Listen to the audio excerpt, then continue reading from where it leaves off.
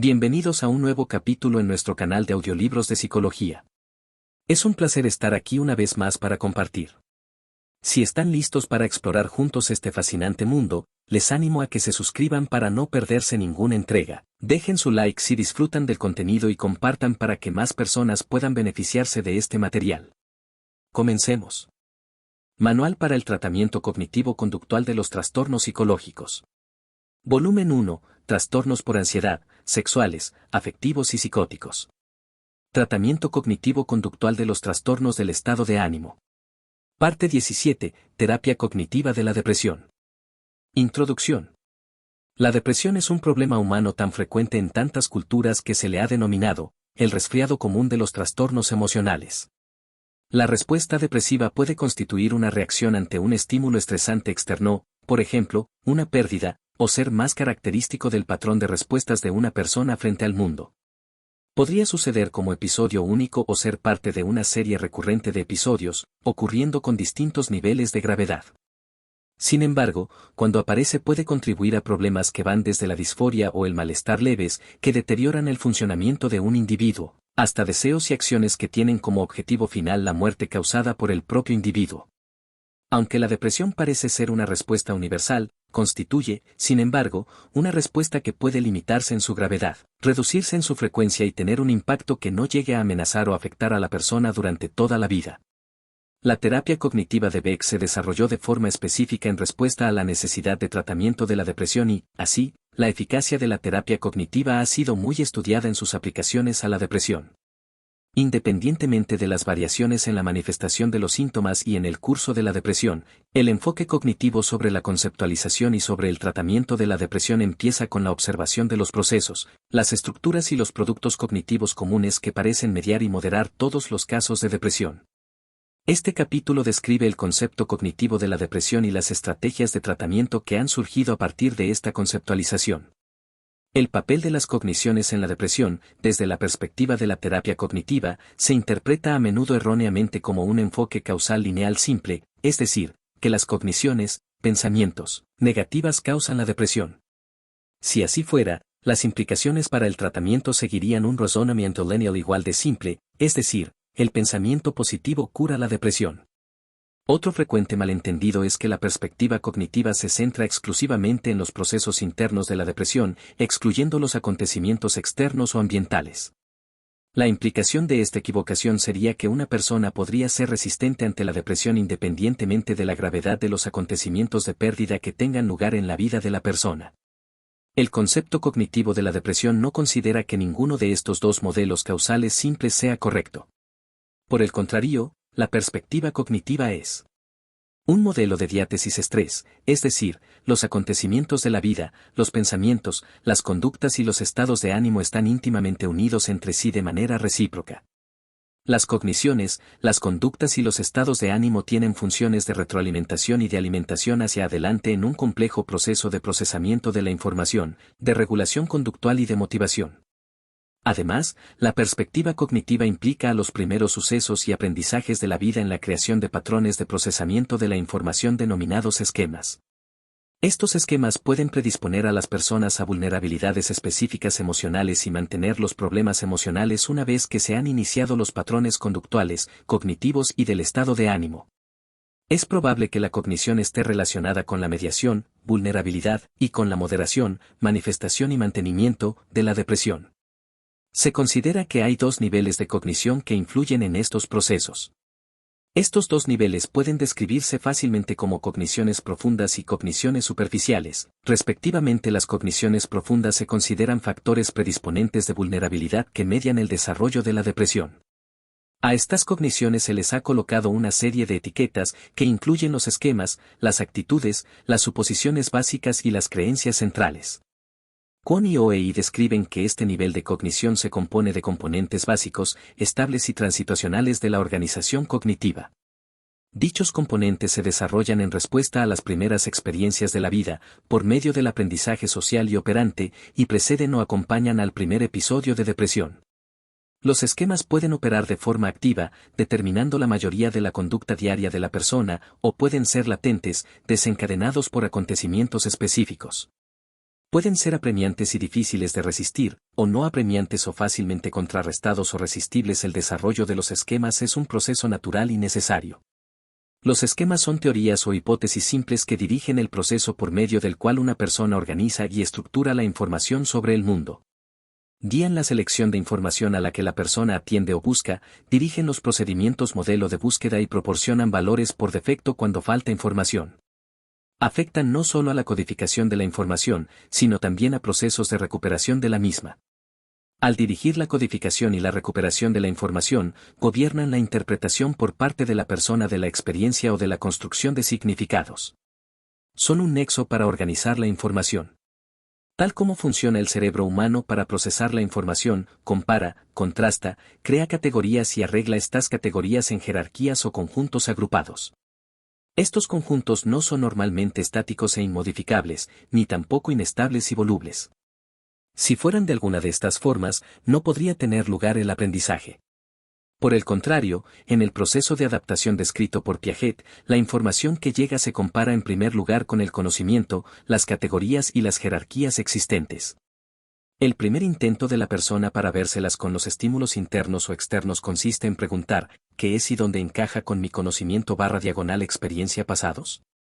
Si se encuentran suficientes similitudes entre los estímulos y las estructuras de conocimiento existentes, el cerebro permanece en equilibrio, dándose por satisfechos los procedimientos de búsqueda del procesamiento de la información.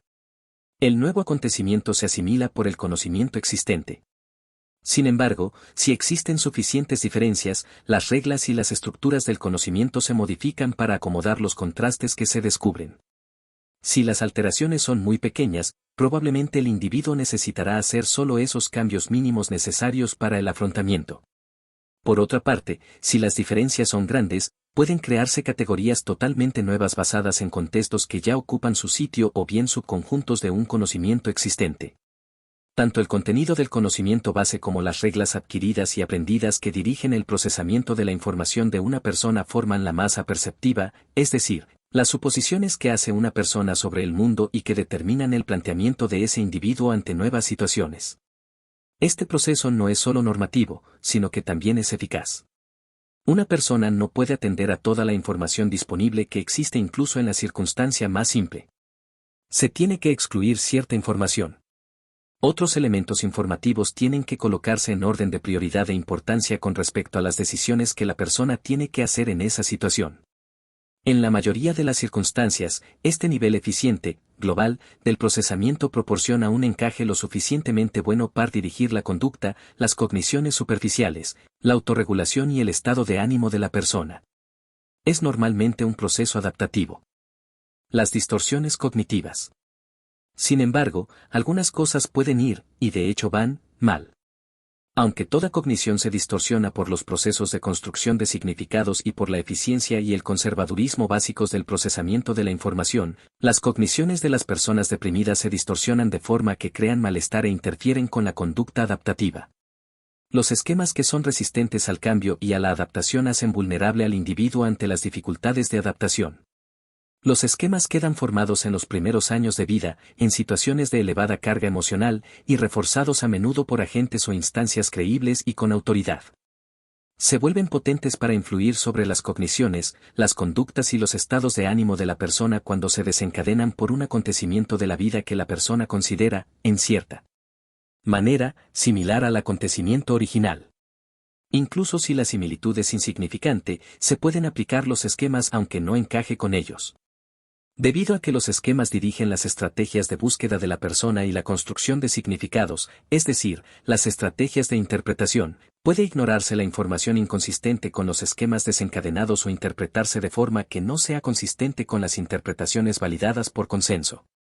Además, esquemas con elevada carga afectiva pueden usurpar esquemas más adaptativos y, posiblemente, obtenidos de forma más lógica, por medio de lo que Beck denomina un cambio cognitivo negativo.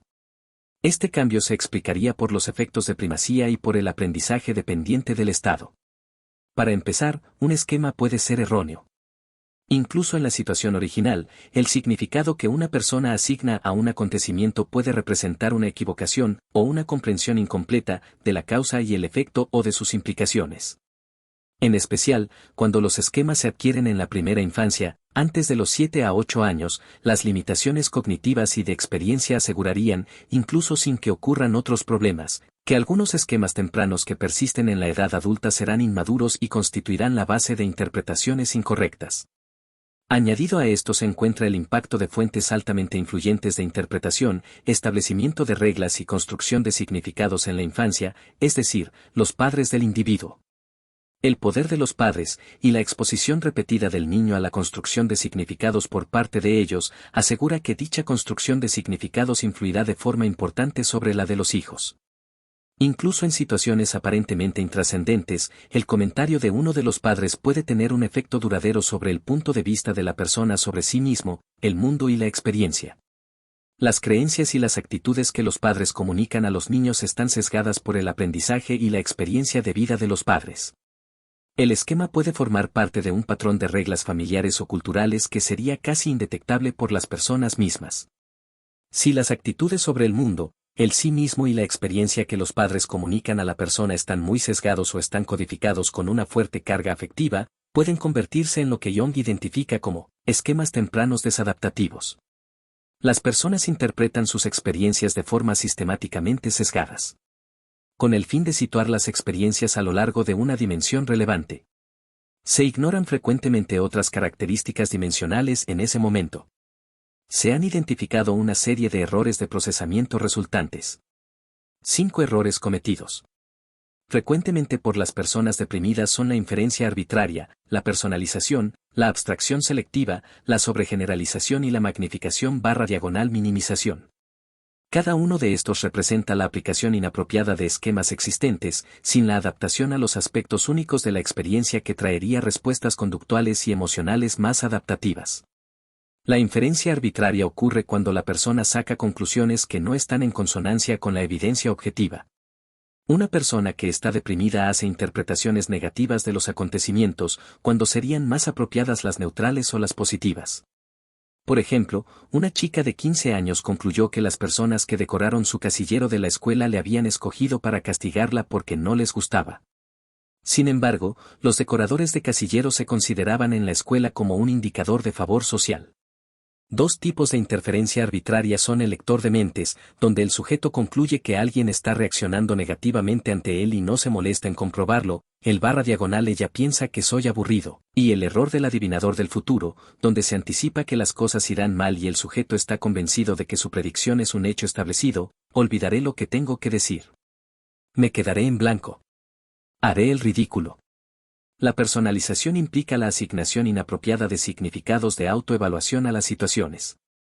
Una persona deprimida atribuye las experiencias de fracaso y de pérdida a sí misma, descartando los factores atribuibles a la situación o a los demás. La misma chica de 15 años decidió que un amigo la estaba haciendo llamadas telefónicas de acoso porque ella no le gustaba a una tercera persona. La abstracción selectiva ocurre cuando una persona atiende en exceso a la información consistente con el esquema y no presta atención a la información no consistente con estas suposiciones. Es un ejemplo de sesgo confirmatorio en el procesamiento de la información. En la depresión, la persona busca información consistente con sus puntos de vista negativos sobre sí mismo, el mundo y el futuro, y no busca, ni percibe, ni ve como válida la información que contrasta con este punto de vista. Una paciente consideraba que los problemas que su hijo tenía en la escuela eran indicativos de su fracaso como madre. No recordaba de forma espontánea la competencia de su hijo en otros temas, su ternura hacia los demás y su confianza en sí mismo a pesar de los problemas de aprendizaje. Cuando se le recordaban estas cuestiones, ella no las veía como señales de que era una buena madre, sino como evidencia de la resistencia del hijo a su mal comportamiento como madre. La sobregeneralización se refiere a aplicar conclusiones apropiadas para un caso específico a toda una clase de experiencias basándose en las similitudes percibidas. Es un ejemplo de razonamiento global. En la depresión, una persona puede afirmar, todo está arruinado. Toda mi vida es una ruina. Todo el mundo tiene la misma actitud. Un paciente concluyó que todas las personas asociadas a una religión determinada abusaban de los niños, debido a la experiencia que tuvo con algunas personas. La magnificación y la minimización ocurren cuando la persona atiende en exceso a, y exagera la importancia de, aspectos negativos de la experiencia y descarta o infraestima la relevancia de la experiencia positiva. Un paciente se deprimía después de cada evaluación que le hacían los estudiantes, atendiendo más a los pocos comentarios críticos que a los muchos comentarios de aprecio que hacían ellos mismos. Otros errores cognitivos que las personas deprimidas suelen cometer son: A. El pensamiento dicotómico o pensamiento todo o nada, que se refiere a la tendencia a clasificar todas las experiencias según una o dos categorías opuestas, por ejemplo, o tengo un éxito total o soy un fracaso.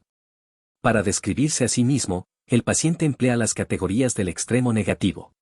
B. El razonamiento emocional, que se refiere a la suposición, por parte de las personas, de que sus emociones negativas reflejan necesariamente la forma como son las cosas. Lo siento así, por consiguiente tiene que ser verdad. Por ejemplo, me siento incompetente, luego soy incompetente.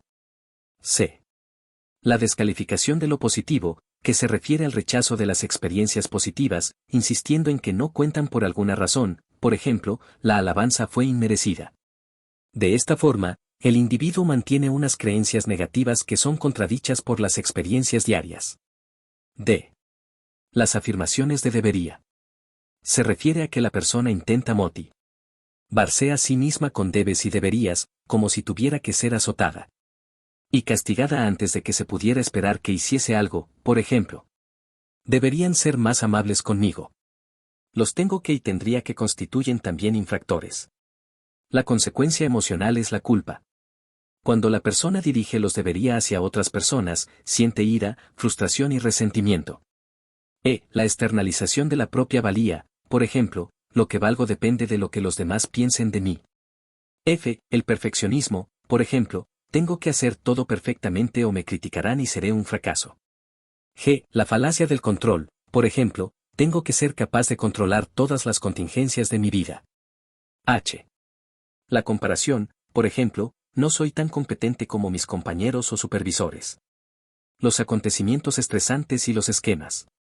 Los esquemas determinan qué situaciones son consideradas como relevantes para la persona y qué aspectos de la experiencia son importantes para la toma de decisiones.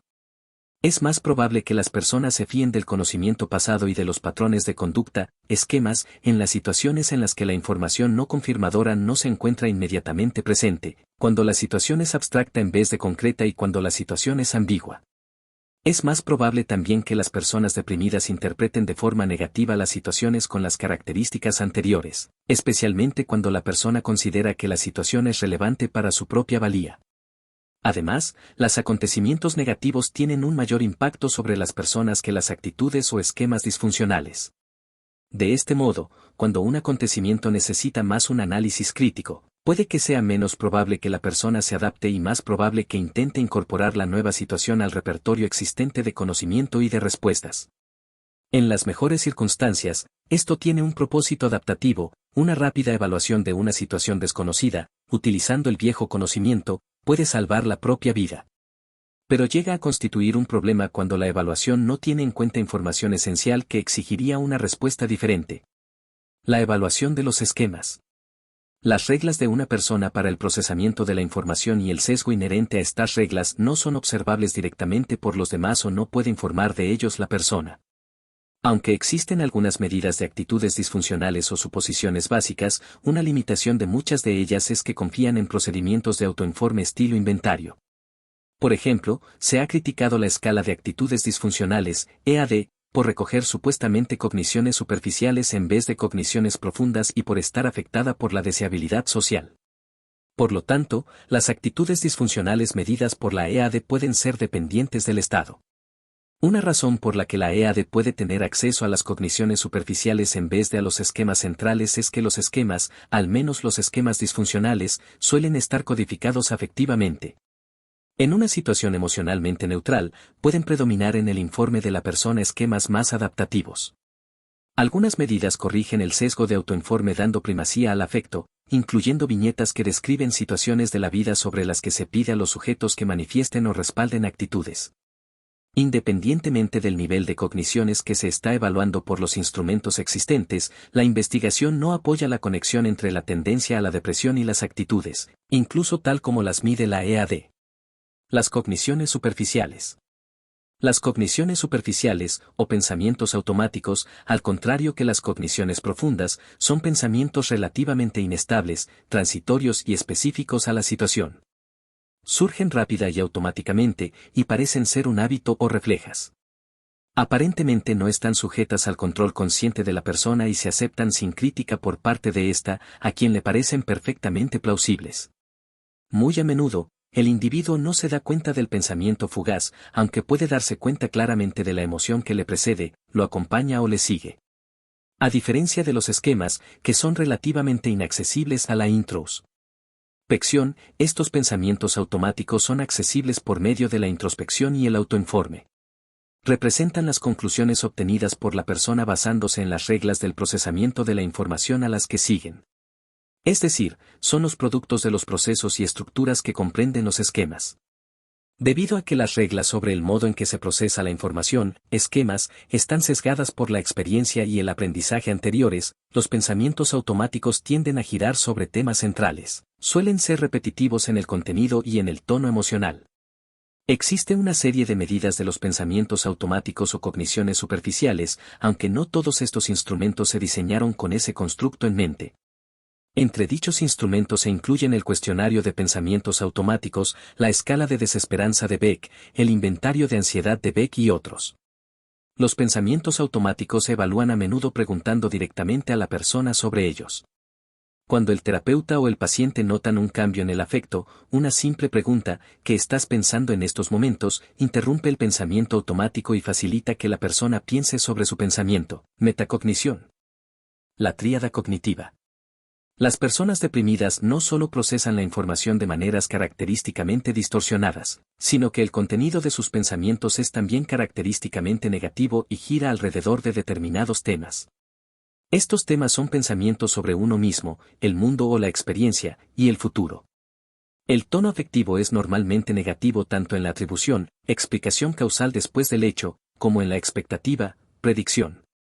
Las atribuciones suelen ser globales, es justo como soy, estables, siempre he sido de esa manera.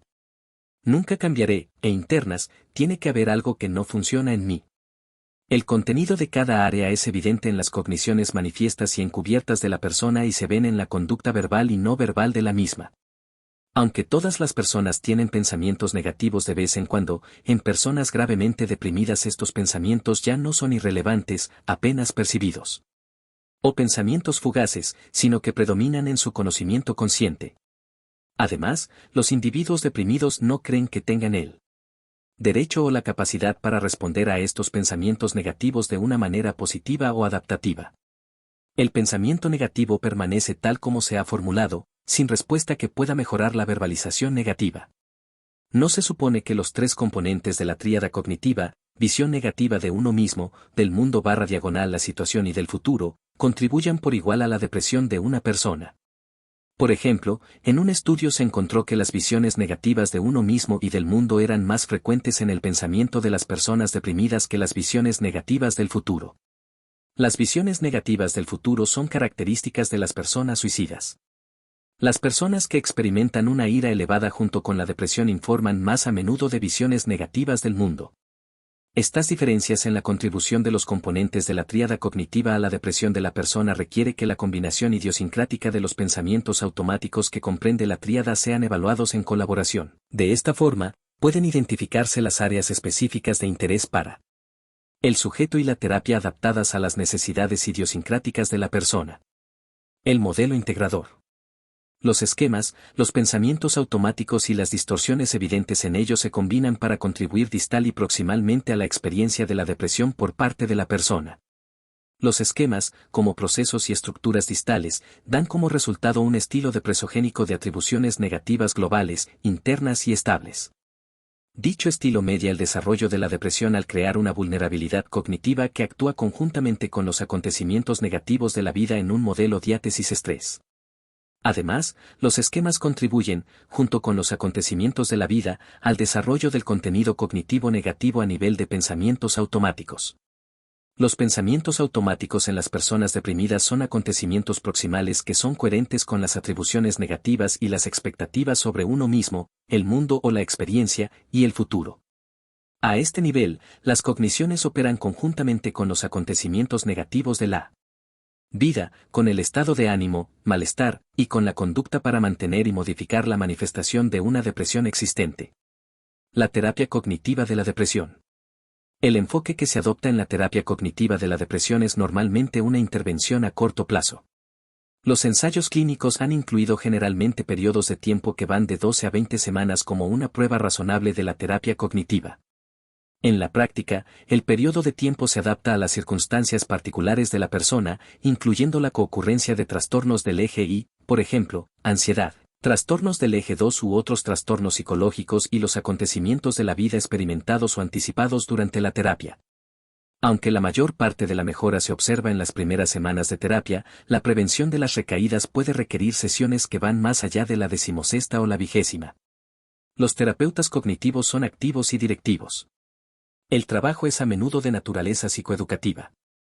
Es decir, la persona enseña de forma activa habilidades, conductas o métodos para modificar las cogniciones. El terapeuta adopta una posición proactiva para establecer el orden del día o determinar la dirección del trabajo.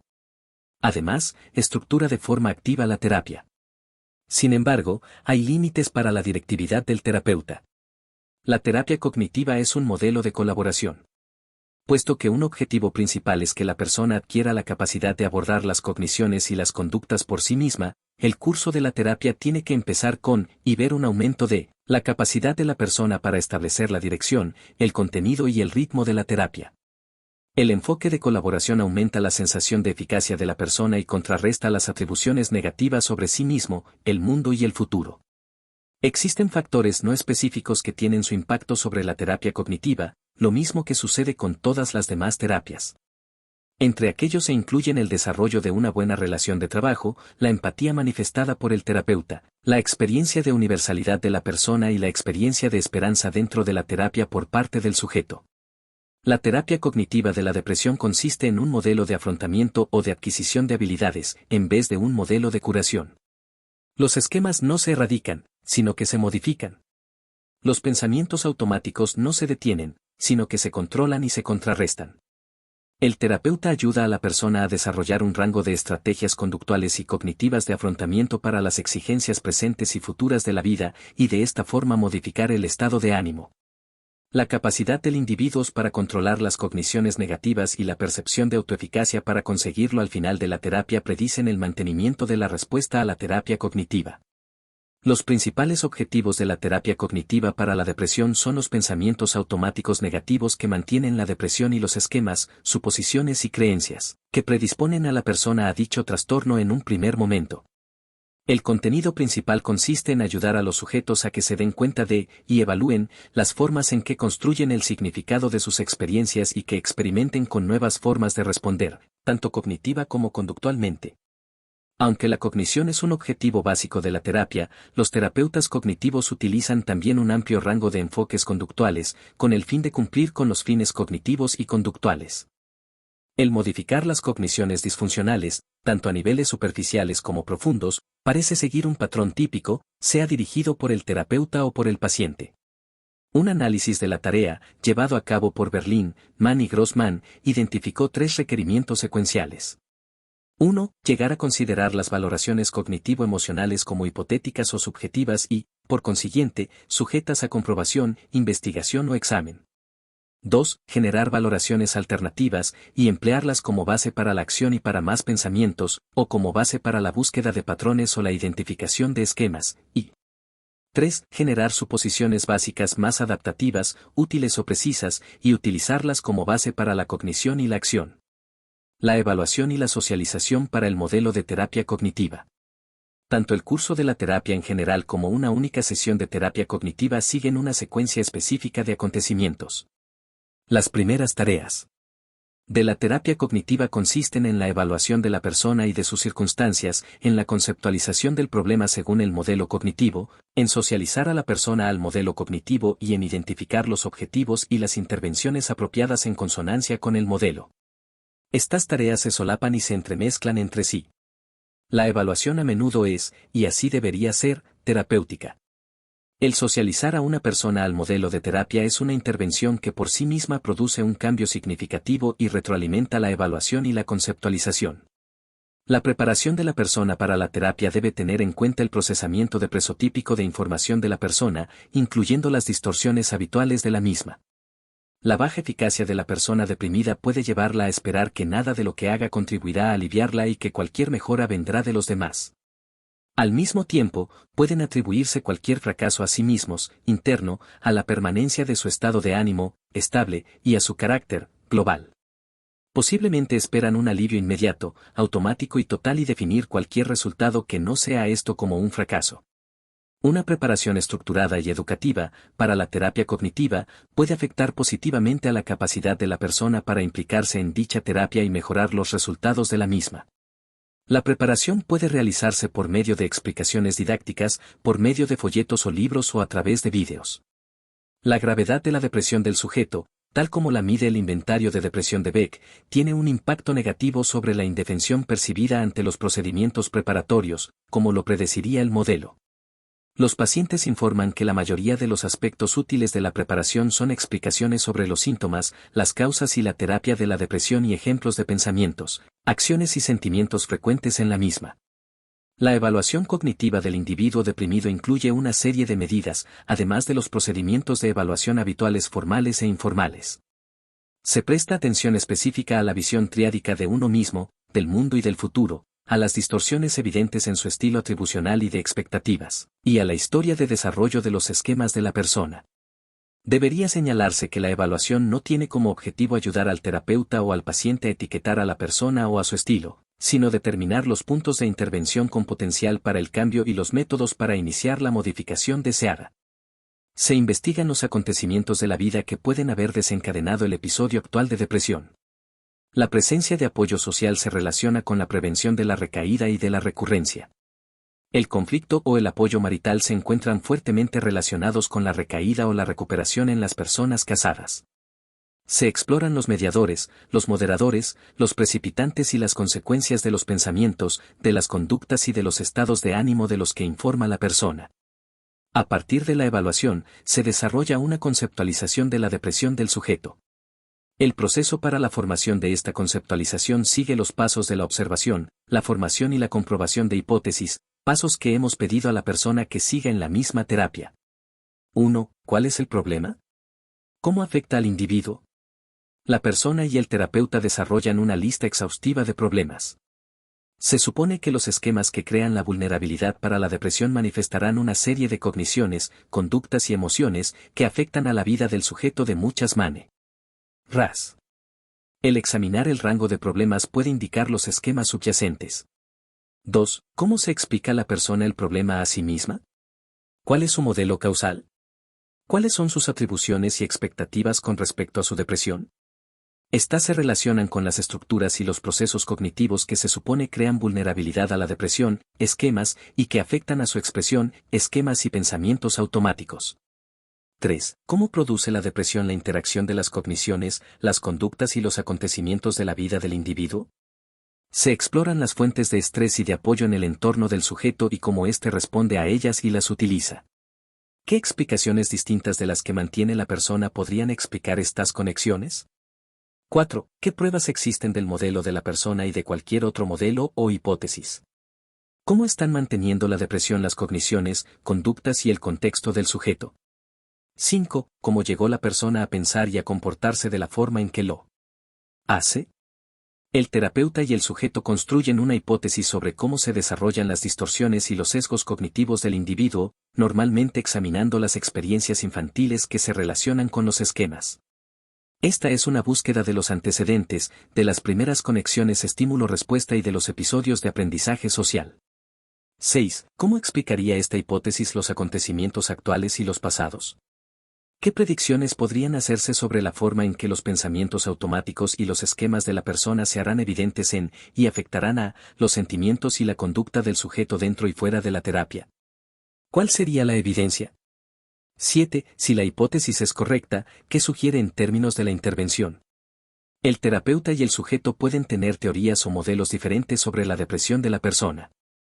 El objetivo no es convencer al individuo de lo adecuado del modelo del terapeuta, sino ayudarle a que se dé cuenta de que su propio modelo es una teoría o hipótesis sobre sí mismo, sobre el mundo y sobre el futuro, que las teorías y los modelos pueden evaluarse con respecto a su bondad para adecuarse a la información y a la experiencia, y que los modelos pueden revisarse cuando la adecuación no es lo suficientemente buena o útil. Es decir, el objetivo consiste en ayudarles a distanciarse a sí mismo de su modelo, con el fin de evaluarlo. Esto es, de hecho, el primer objetivo de la primera etapa de la terapia. La estructura de una sesión típica. Una sesión típica de terapia cognitiva empieza con el establecimiento del orden del día. Una persona deprimida a menudo tiene dificultades para organizarse a sí misma con el fin de solucionar los problemas. Al establecer dicho orden conjuntamente, el terapeuta modela un enfoque de solución de problemas. Un orden del día típico podría incluir: 1. Revisión de las evaluaciones que haya rellenado la persona durante la semana antes de acudir a la sesión, como el inventario de depresión de Beck, el inventario de ansiedad de Beck y otras escalas. Esto permite que se incluyan temas específicos en el orden del día. 2. Una breve revisión de las interacciones y de los problemas de la semana. Se le puede pedir al sujeto que describa los aspectos específicos de los acontecimientos de la semana, incluyendo la reacción a la última sesión. 3. Una revisión de las tareas para casa, de lo que funcionó, de lo que aprendió, de los problemas que se encontraron y de las emociones, conductas y cogniciones que acompañaron al trabajo para casa. 4. Un problema específico como centro de la sesión. Las prioridades se determinan conjuntamente, de acuerdo con las preferencias del paciente y en consonancia con el modelo. Ello podría implicar el identificar y el cuestionar los pensamientos automáticos relacionados con un acontecimiento de la semana, la adquisición de habilidades, la comprobación de hipótesis, etc. Esto apuntaría a la necesidad de más información o a los pasos siguientes en la solución de problemas y dirigiría así la atención hacia la siguiente tarea para casa que sea necesario realizar. 5. Un resumen y un repaso de la sesión y retroalimentación para el terapeuta. Se deja siempre algo de tiempo antes de finalizar la sesión con el fin de pedir a la persona que revise y resuma lo que ha obtenido de la misma. Se identifican los objetivos y los logros de esta y se repasan las tareas para casa de la siguiente sesión ligándolas a los objetivos. Se pregunta al sujeto por su respuesta a la sesión. Esto da el toque final a la misma y solidifica los beneficios conseguidos. Las primeras sesiones. Hay una serie de factores que afectan al plan de tratamiento al principio de la terapia. La gravedad de la depresión, evaluada por el inventario de depresión de Beck o la escala para la evaluación de la depresión, de Hamilton y la escala de desesperanza, puede indicar la necesidad de medicación. Una serie de estudios sugiere que las personas con una depresión más grave responden mejor y más rápidamente a la terapia cognitiva más farmacoterapia que a la terapia cognitiva sola. En general, cuanto más gravemente deprimida esté la persona, mayor será la necesidad de evaluación farmacológica y más conductuales y específicas necesitarán ser las intervenciones iniciales. El objetivo de las primeras intervenciones consiste en ayudar a la persona a interrumpir el procesamiento automático de la información que contiene pensamientos negativos disfuncionales, habituales y aceptados sin críticas. El terapeuta enseña a la persona a darse cuenta, capturar e interrumpir los pensamientos automáticos. Esto se realiza frecuentemente haciendo preguntas y por medio de alguna forma del registro diario de pensamientos, RDP, Daily Thought Record, DTR. El empleo del RDP se enseña paso a paso, se practica en las sesiones y luego se utiliza como tarea para casa.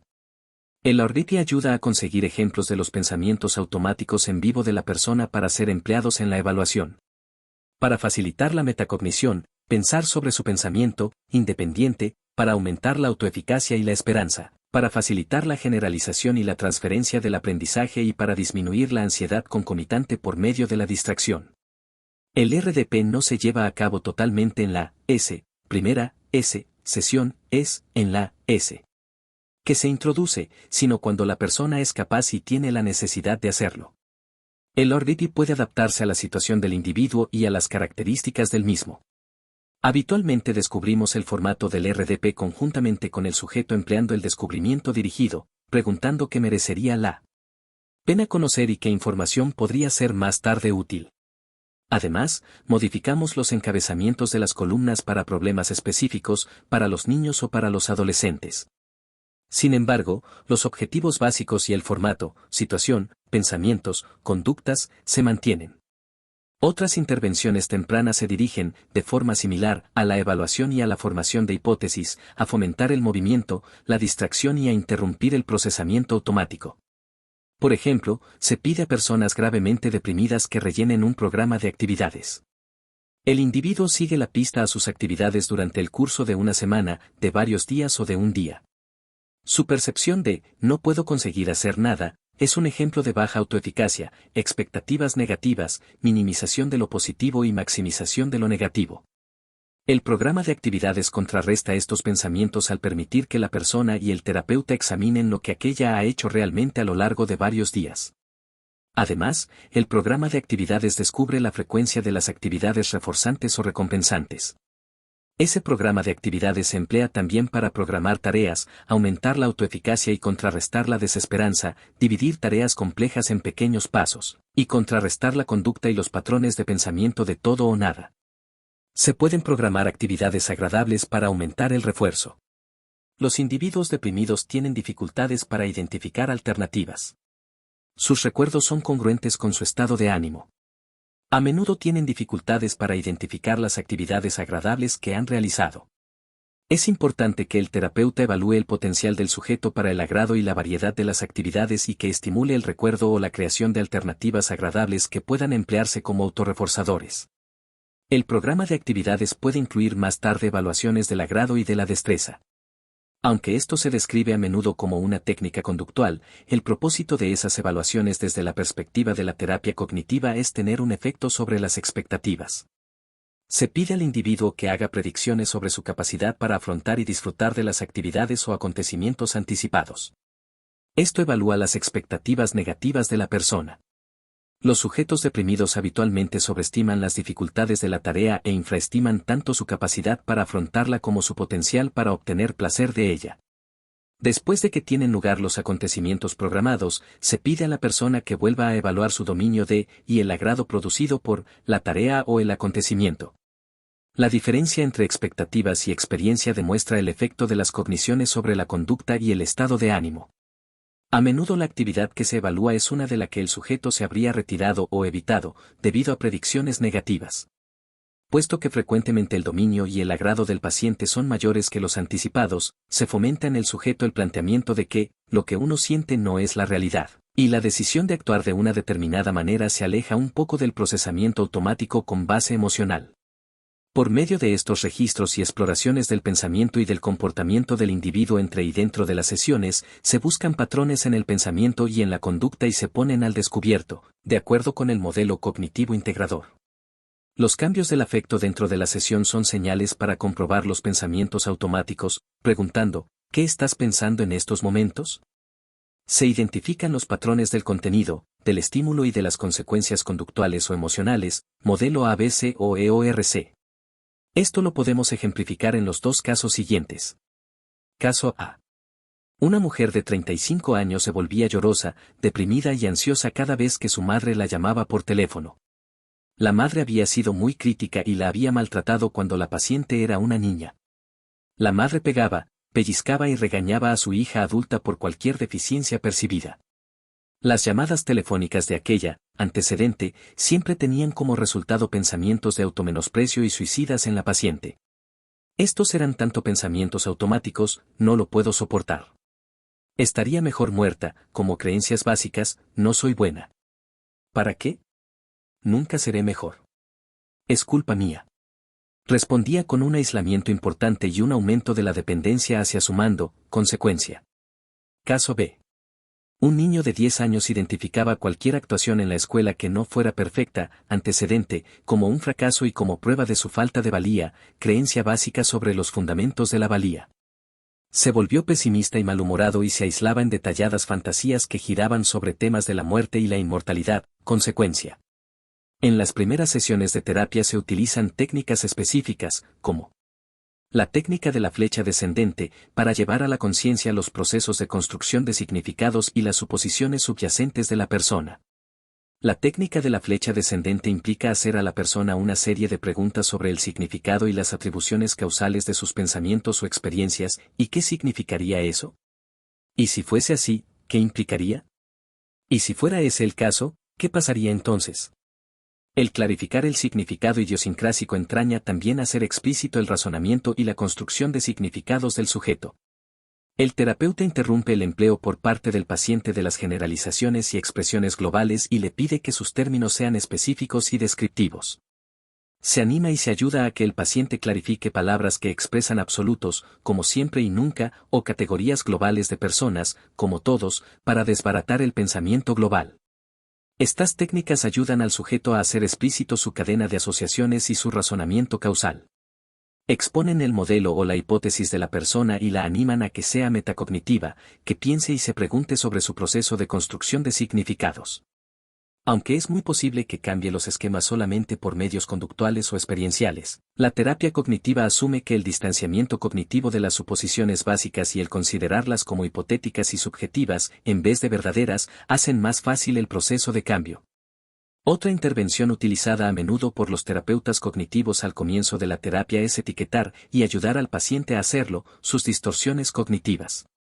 Existen distintas listas de distorsiones, definiciones y ejemplos. El propósito de poner nombre a las distorsiones no es diagnosticar a la persona o a su pensamiento, sino indicar patrones o sesgos en la interpretación y búsqueda de información por parte del individuo, interrumpir el procesamiento automático y proporcionar a la persona una herramienta para pensar sobre su pensamiento, de modo que el procesamiento de la información sea, al menos temporalmente, más deliberado.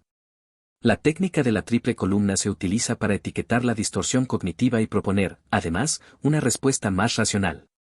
La primera fase de la terapia saca a la luz el modelo de explicación de la persona, esquemas, creencias básicas, estilo atribucional, los sesgos en su búsqueda de información y en sus hábitos de selección, y las formas en que las cogniciones, la conducta, los acontecimientos de la vida y el estado de ánimo se encuentran relacionados en el individuo. Aunque es una etapa complicada, normalmente se lleva a cabo enseguida. El hacer manifiesto el proceso heurístico de la persona es una experiencia terapéutica por sí misma y produce cambio y alivio de los síntomas. De hecho, se ha identificado habitualmente que el descenso mayor de los síntomas autoinformados de la depresión ocurre en las primeras 4 semanas de la terapia cognitiva. La fase media de la terapia. El centro de atención de la segunda fase de la terapia es generar, analizar y practicar conductas, atribuciones, expectativas e hipótesis alternativas. Es decir, el objetivo consiste en modificar los patrones de conducta y los pensamientos automáticos desadaptativos y sus esquemas subyacentes. Esto requiere que la persona se vuelva consciente de su procesamiento de la información y de sus actividades de construcción de significados. El crear este nivel de conocimiento es igual que pedir a una persona que modifique la forma en la que pasea, que cree una nueva forma de moverse físicamente. Se comportará torpemente y, normalmente, resultará incómodo. Los síntomas autoinformados de la depresión en la fase media pueden fluctuar. A menudo utilizamos la metáfora para explicar y predecir dicha experiencia. Cuando una persona aprende por primera vez a conducir un coche se da frecuentes autoinstrucciones. Conforme se domina la conducción, el habla con uno mismo manifiesta se desvanece y se vuelve intermitente. Finalmente, conducir se convierte en un proceso automático que no requiere apenas pensar o una toma de decisiones consciente. Sin embargo, si el coche empieza a tener problemas, hay un accidente o el tiempo empeora, reaparece en el examen y el habla con uno mismo. Modificar los pensamientos automáticos y los esquemas requiere de la metacognición y de autoinstrucciones manifiestas. El predecir esta experiencia y el malestar que la acompaña es una técnica paradójica dirigida a normalizar la experiencia del individuo y a eliminar sus molestias secundarias. El generar, analizar y practicar atribuciones, expectativas y conductas alternativas se lleva a cabo utilizando una serie de intervenciones. Las respuestas a los pensamientos automáticos y a los esquemas caen dentro de las categorías diseñadas para interrumpir el procesamiento automático, aumentar la metacognición, mejorar la solución de problemas y redistribuir la atribución. En la etapa media de la terapia se enseña al paciente a descubrir, combatir o contrarrestar los pensamientos automáticos, primero en retrospectiva y luego conforme surgen en vivo. Cuando se identifican, se examinan y se interrumpen dichos pensamientos automáticos, primero en las sesiones, luego como tarea para casa, se enseña al paciente a que discuta el asunto. Los pensamientos automáticos se contrarrestan preguntando al sujeto por las pruebas que existen a favor y en contra de sus atribuciones y expectativas, presentando una hipótesis alternativa y examinando las evidencias a favor y en contra de esa alternativa, o planteando la atribución como específica en vez de global, como situacional en vez de interna y como transitoria en vez de estable. Sin embargo, la persistencia en esta línea de descubrimiento dirigido a menudo produce que la persona experimente alguna fuerte emoción. Esto puede significar que el sujeto ha llegado al planteamiento de una creencia básica, normalmente de relevancia para la percepción de sí mismo. Este es un momento óptimo para la intervención, se encuentran activados tanto el aprendizaje emocionalmente codificado, dependiente del estado, como el estado. Con la activación del estado en el que se codificó el aprendizaje primero, existe la oportunidad de crear un nuevo esquema inconsistente con el esquema original o modificar de forma significativa este esquema. Las expectativas, atribuciones y explicaciones alternativas que se descubren o se adquieren en este momento tienen un impacto máximo. El esquema original puede convertirse en condicional en vez de ser algo absoluto. El examinar alternativas o generar opciones a los pensamientos, las emociones y las conductas entraña el considerar la existencia de, y entonces explorarlos, otros posibles puntos de vista o explicaciones de las situaciones en las que participa el individuo. Se utilizan tanto preguntas socráticas, me pregunto qué otras explicaciones has considerado, como preguntas estocásticas. Otra explicación podría ser que, para ayudar al paciente a desarrollar una lista de alternativas. Esta lista desbarata el pensamiento todo o nada característico de las personas deprimidas, inicia la reatribución e interrumpe la terminación prematura de los comportamientos de búsqueda de datos. Se pide a la persona que investigue y evalúe los pensamientos sobre sus atribuciones y expectativas. Es importante pedir al sujeto que considere las pruebas a favor y en contra de sus propias hipótesis. Además, es importante cuestionarse las evidencias a favor y en contra de modelos alternativos, incluso si al terapeuta le parecen que son claramente más adaptativos. La exigencia de un abandono inmediato o apresurado del modelo causal del sujeto, o una lealtad inmediata a una explicación alternativa, es probable que resulte un fracaso. La persona necesita explorar y considerar las consecuencias sociales, emocionales, personales y conductuales de modificar su modelo causal. Los esquemas se convierten en características definitorias de la persona y se mantienen firmemente porque constituyen la misma base desde la que se toman decisiones tanto triviales como importantes. El abandonar atribuciones mantenidas durante mucho tiempo podría cambiar el sentido mismo de identidad del individuo. Además, no se puede desechar una hipótesis o un esquema disfuncional hasta que se proponga y se acepte un modelo de funcionamiento igual o mejor. El descatastrofizar se emplea cuando la persona predice importantes consecuencias negativas para los acontecimientos y se atribuye poco poder para él. Afrontamiento. Constituye un método de contrarrestar las expectativas negativas. El centro de atención de la descatastrofización es la predicción del futuro. Se le pregunta al sujeto, ¿qué sucedería entonces? ¿Y entonces qué harías? Si la atención se mantiene en la conducta de afrontamiento, en vez de en el significado que la persona atribuye al acontecimiento, ésta llegará a menudo a la conclusión de que finalmente puede afrontarlo. Caso C. Una paciente se deprimió cuando ella y su marido tuvieron problemas económicos. Sus pensamientos automáticos incluyeron, vamos a perder el negocio. Vamos a ir a la bancarrota. ¿Cómo vamos a alimentar a los niños? Todo el mundo sabrá que hemos fracasado. Su estado de ánimo era de depresión y de ansiedad. Se apartó de los amigos y dejó de comer, con el fin de ahorrar dinero. Se utilizaron dos enfoques para disminuir su razonamiento catastrófico. En primer lugar, se le insistió para que obtuviera información sobre el verdadero estado de sus finanzas. Esto le permitiría emplear atribuciones y expectativas específicas en vez de globales. En segundo lugar, se le pidió que imaginara que sucedía lo que temía y que hiciera planes contingentes, contestando a la pregunta, ¿y entonces qué harías? El desarrollo de un plan de actuación, cambiando el centro de atención de plantearse lo que esto significaba para ella, su marido, su matrimonio o el futuro, contrarrestó su personalización y las expectativas globales negativas. El situarlo en una escala se emplea para terminar con el pensamiento exagerado o dicotómico. A una persona que expresa un punto de vista exagerado, o pensamiento categorial, se le pide que determine los extremos de un continuo relevante, de 1 a 10, de 1 a 3 o de 1 a 100, con algún acontecimiento de la vida que represente un extremo de las características y que luego coloque la experiencia actual en ese continuo. Por ejemplo, la vez que más y la vez que menos. Cólera le ha dado especifica los extremos del continuo y la ira de hoy se compara con esos extremos. El uso repetido a lo largo del tiempo se situar en una escala los acontecimientos puede ayudar a la persona a prestar atención a la mejoría de los síntomas. Caso de una paciente se describía continuamente a sí misma como, totalmente deprimida, a pesar del informe subjetivo, la mejora de las puntuaciones en el inventario de depresión de Beck, de las pruebas objetivas, hacía más trabajo en la casa, y del informe de su marido sobre la mejoría en el estado de ánimo y en el nivel de actividad.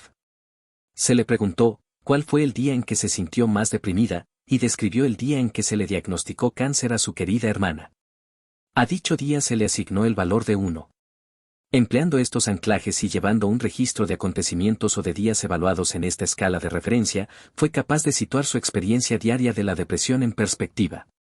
Las personas deprimidas suelen tener un pensamiento dicotómico. Es decir, tienden a describir las experiencias perteneciendo a una de dos categorías opuestas y mutuamente excluyentes, como la perfección o el fracaso. Se puede ayudar a los sujetos a que consideren las variables categorizadas como continuos. Por ejemplo, la paciente concluyó, no puedo confiar en absoluto en mi hijo.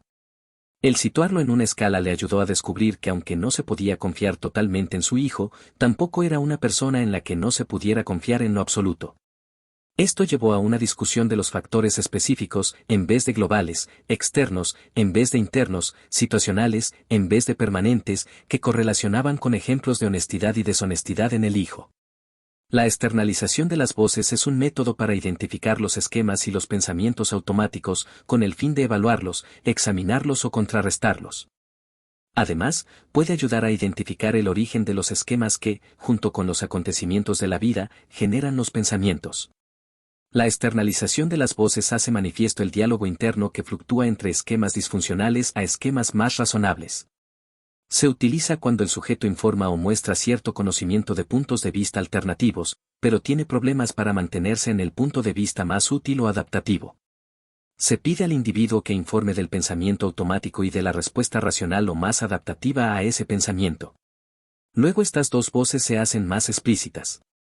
Al resaltar el razonamiento de los dos puntos de vista, el sujeto es capaz de procesar datos o pruebas de forma más deliberada a favor de uno u otro lado.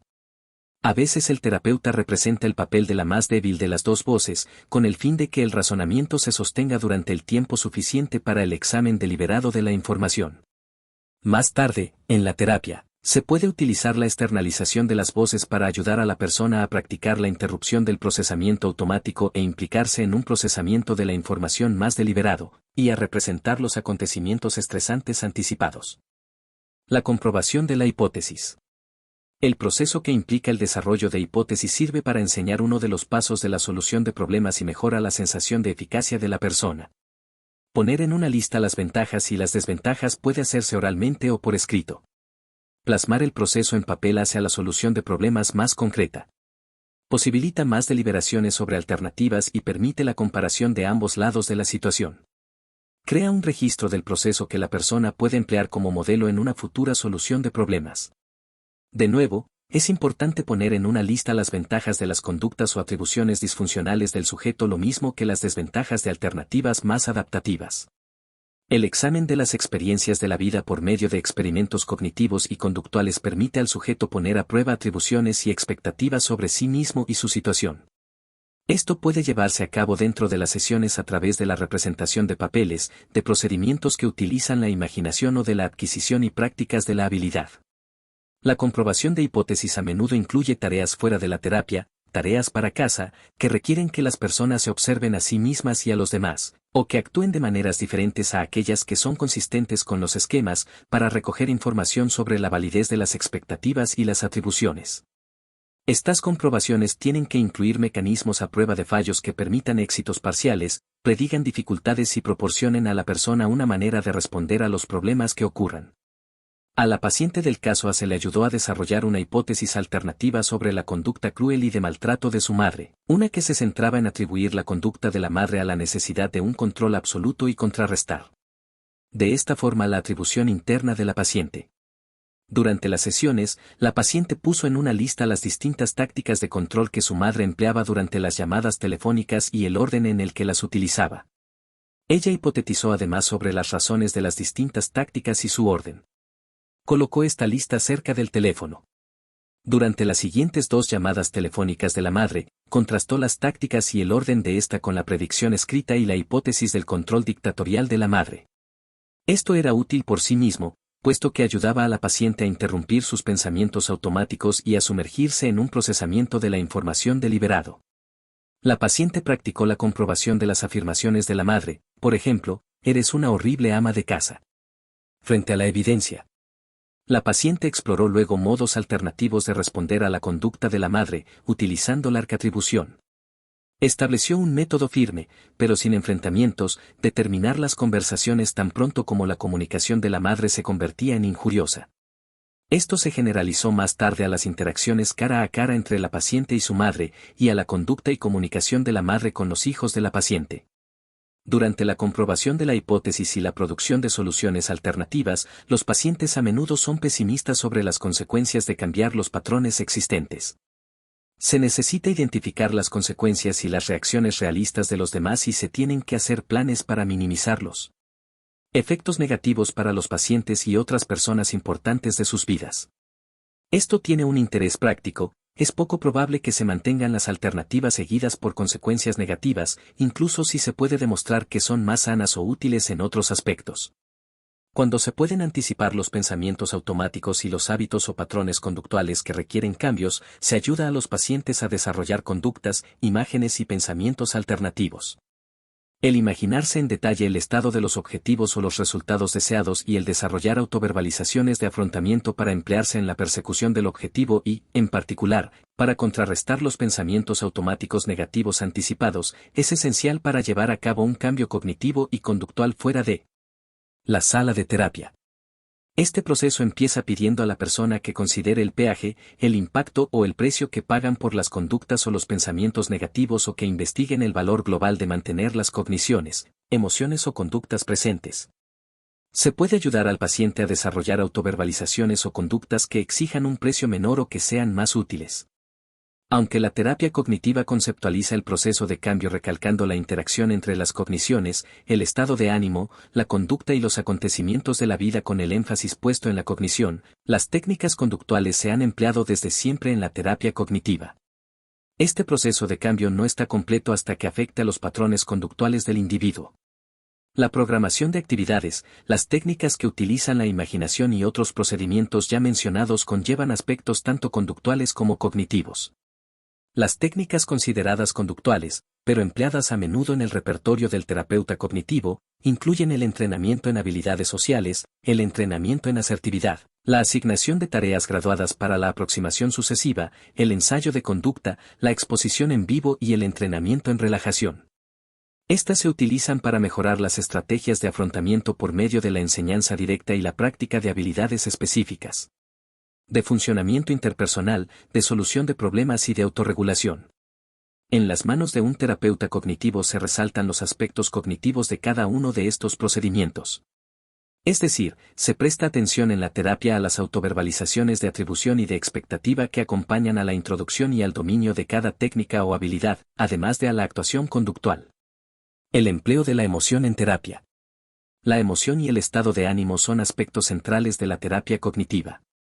La teoría mantiene que los esquemas emocionalmente codificados son más potentes que el aprendizaje codificado de forma lógica. Además, los esquemas codificados emocionalmente son predominantes para dirigir la respuesta de la persona en situaciones que tienen un significado emocional para el sujeto. Por consiguiente, los esquemas se modifican mejor cuando se activa el afecto que acompañó a su codificación y que actualmente acompaña a su expresión. La asetivación emocional ocurre de forma natural en el relato, por parte de la persona, de las historias de su vida. Si un individuo narra dificultades sin afecto, se puede activar la emoción empleando la técnica de la fecha descendente o pidiendo a la persona que relate el incidente que describa mejor el problema que está planteando, un incidente crítico. El nuevo aprendizaje estará sujeto al cambio cognitivo negativo si no se codifica afectivamente. Es esencial afianzarlo codificándolo junto con estados afectivos análogos, como sucedió con los esquemas desadaptativos. La codificación del aprendizaje dependiente del estado que entra en conflicto con los esquemas originales debilita la asociación entre las características críticas de la situación y los patrones de conducta y pensamiento que la siguen. Es decir, la conexión original estímulo-respuesta se debilita al crear una respuesta alternativa igualmente viable. Esto hace más probable que la persona disponga en la realidad de al menos una alternativa al patrón problemático de cogniciones y conductas. Caso E.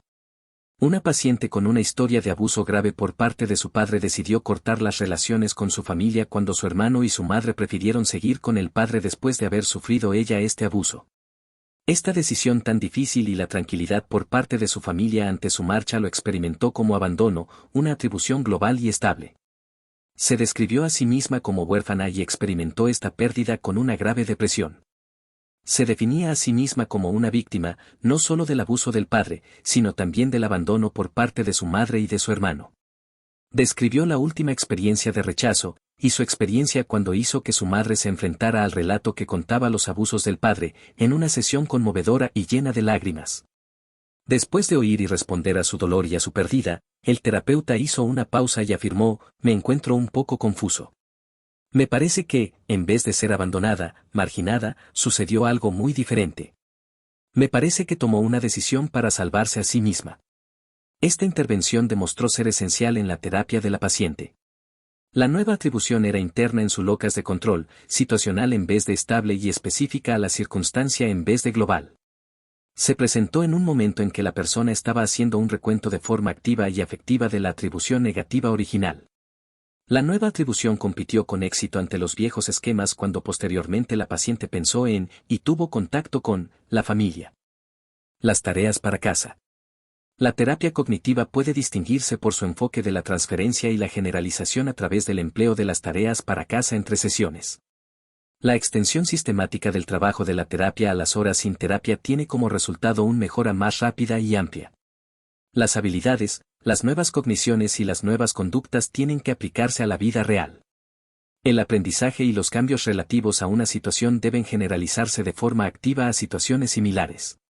De esta forma, el nuevo aprendizaje se convierte en aspectos naturales y automáticos del repertorio cognitivo y conductual de la persona. Las tareas para casa pueden ser específicamente cognitivas o conductuales. La mayoría de las veces son las dos. Las tareas para casa de las primeras sesiones de la terapia se centran en ayudar al paciente a interrumpir los comportamientos automáticos y en observar las conexiones entre los pensamientos, la conducta y el estado de ánimo. De este modo, las primeras tareas para casa podrían incluir el observar los pensamientos automáticos por medio del empleo del RDP, la programación de actividades, el recoger evidencias a favor y en contra de las atribuciones y expectativas de la persona y las evaluaciones de la destreza y el agrado. A mitad de la terapia, las tareas para casa incluyen el intentar nuevas conductas por medio de la asignación de tareas graduadas, el actuar de forma diferente con el fin de recoger información sobre hipótesis alternativas, el darse cuenta, capturar, interrumpir y responder a las conductas y a los pensamientos negativos, y el diseñar un plan para alcanzar un objetivo específico. Tareas para casa puede ser un término desafortunado para describir las cosas que una persona hace entre sesiones con el fin de extender la terapia a la vida real.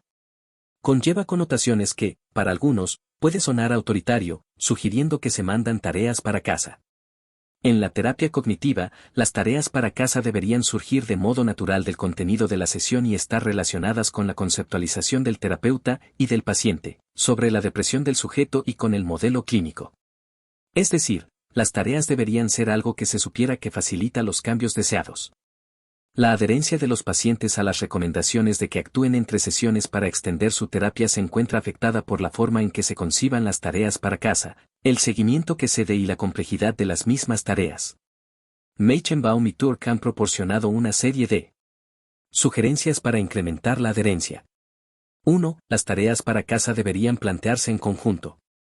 El terapeuta puede dirigir la discusión de tal manera que los pacientes mismos desarrollen ideas para el trabajo que se necesita. El terapeuta plantea el terreno haciendo preguntas, reflejando lo que ya se conoce o las habilidades que tiene la persona y lo que falta, y haciendo públicas sus explicaciones o teorías. 2. Las tareas deberían ser simples. Para tareas que están por encima del nivel de habilidad del sujeto, cuanto más pequeña es la tarea y mayor es la probabilidad de éxito, mejor. Para un paciente más habilidoso, es mejor tareas con más reto. Aparte de lo anterior, se debe poder realizar la tarea en un periodo de tiempo y con un esfuerzo razonable. 3. Que el paciente pueda elegir. Si existe más de un método para registrar las conductas o los pensamientos, el emplear aquel que prefiere la persona aumenta la probabilidad de que lo siga. El elegir, o la percepción de poder elegir, mejora la sensación de control y la autoeficacia de un individuo. 4. Especificar lo que se hará, cuándo y cómo. Los planes moderadamente específicos tienen como resultado una mejor adherencia que los muy específicos, especialmente con objetivos a largo plazo.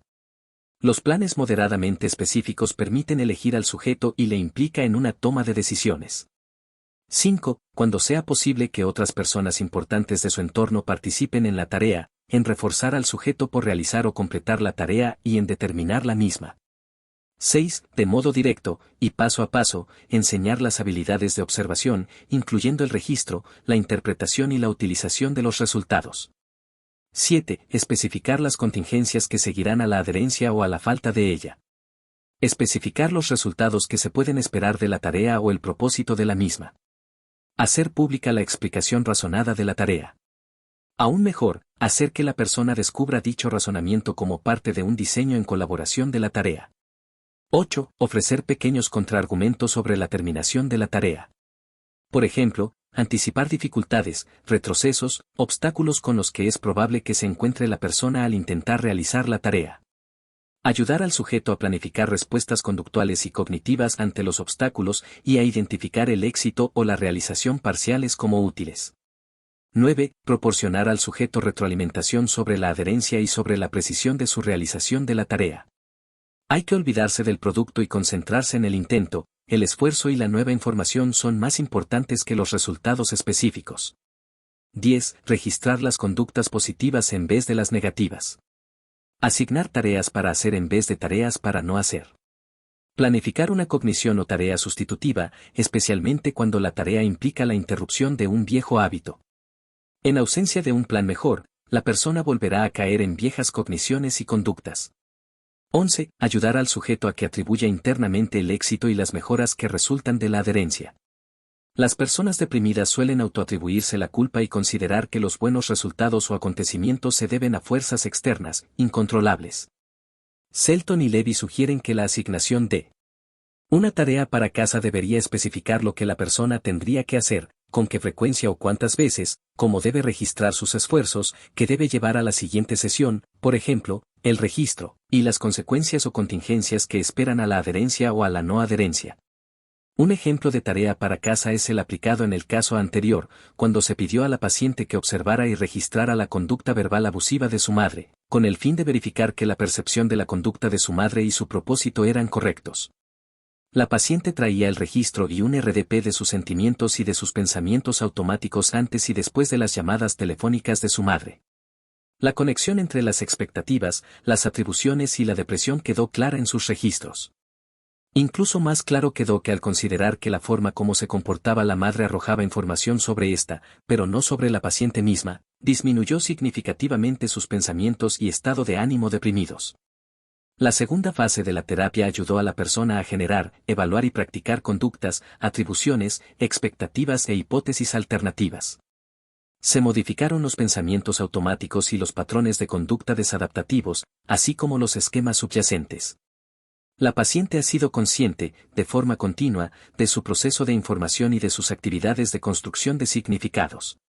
Se practicaron en vivo nuevos patrones de conductas y pensamientos en una serie de situaciones y se convirtieron en automáticos. La última fase de la terapia. La última fase de la terapia se dedica a la generalización y la transferencia del aprendizaje, a la autoatribución por los beneficios obtenidos y a la prevención de las recaídas. La terminación empieza, en la terapia cognitiva, en la primera sesión. Puesto que el objetivo de la terapia cognitiva no es curar, sino un afrontamiento más eficaz, dicha terapia se considera limitada en el tiempo. Cuando evaluaciones formales como el IDB, los síntomas informados por el paciente, las observaciones de otras personas significativas y la observación por parte del terapeuta confirman la disminución de la depresión, una mayor actividad, mayores niveles de funcionamiento adaptativo y un aumento de las habilidades, la terapia puede dirigirse hacia su terminación. La finalización se lleva a cabo de una manera planificada, graduada, haciendo que las sesiones se espacien a 2 semanas, luego mensualmente y más tarde como sesiones de seguimiento para una evaluación de los resultados o como parte de una estrategia de prevención de las recaídas. El contacto entre el paciente y el terapeuta entre sesiones puede programarse o simplemente darse cuando sea necesario. Los pacientes pueden llamar para obtener refuerzos sobre una conducta particular, para informar del éxito, para conseguir información, etc. El papel de colaboración que tiene el terapeuta cognitivo permite esto como algo apropiado e importante. Parece que incluso aquellas personas que recaen en episodios de depresión continúan durante cierto tiempo, después de la finalización de la terapia, intentando aplicar las habilidades y métodos aprendidos en la misma. De este modo, los individuos a los que se ha aplicado la terapia cognitiva tardan más tiempo en recaer que los sujetos sometidos a otras terapias o a la farmacoterapia. Los correlatos de las recaídas incluyen una historia de episodios depresivos anteriores, una mayor gravedad de los síntomas en el ingreso, una respuesta más lenta a la terapia, un estatus de soltero /A y mayores puntuaciones en el inventario de depresión de Beck y en la escala de actitudes disfuncionales cuando terminan la terapia. Las estrategias de prevención de las recaídas abordan una serie de factores clave. Se repasan los objetivos de la terapia y los síntomas iniciales. El progreso se evalúa contrastándolo con los síntomas iniciales y los objetivos. Es importante que la persona descubra lo lejos que ha llegado y que desarrolle una escala con la que comparar las preocupaciones y los estados de ánimo actuales.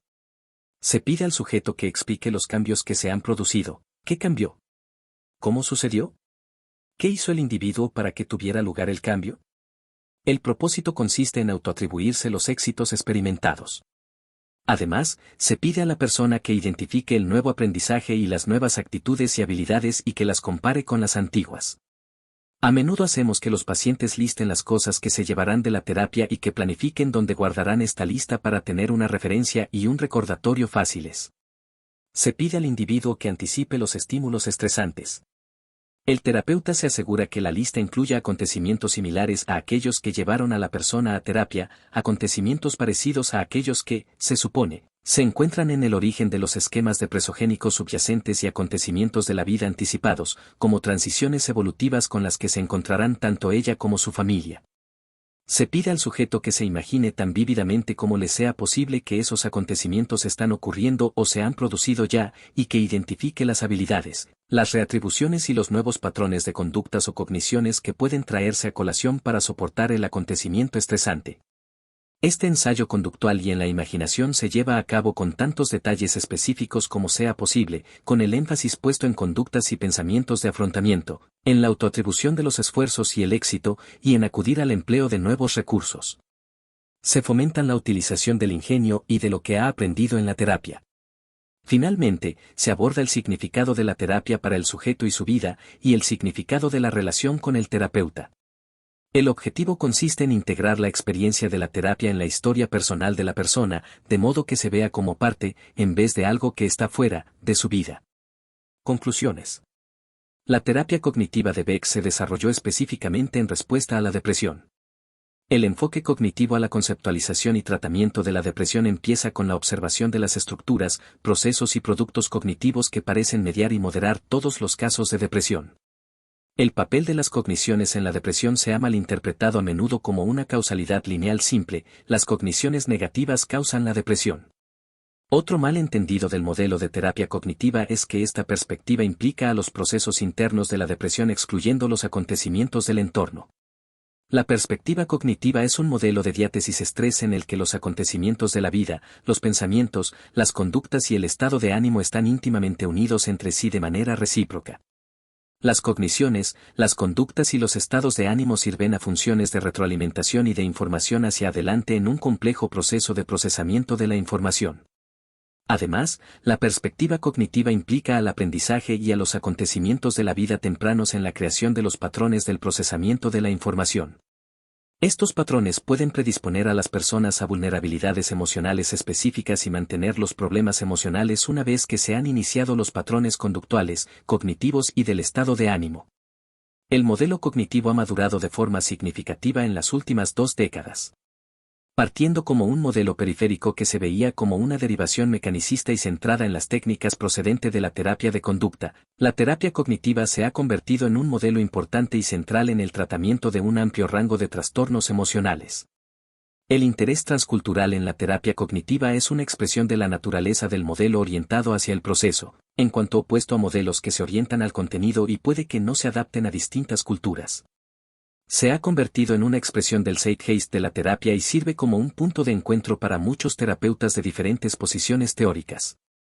Agradezco enormemente que hayas dedicado tiempo a escuchar el contenido de mi canal. Si te ha gustado, te invito cordialmente a suscribirte, ayudarme compartiendo y dando like. No olvides explorar también los audiolibros disponibles en mi canal. Hasta pronto y muchas gracias por tu apoyo.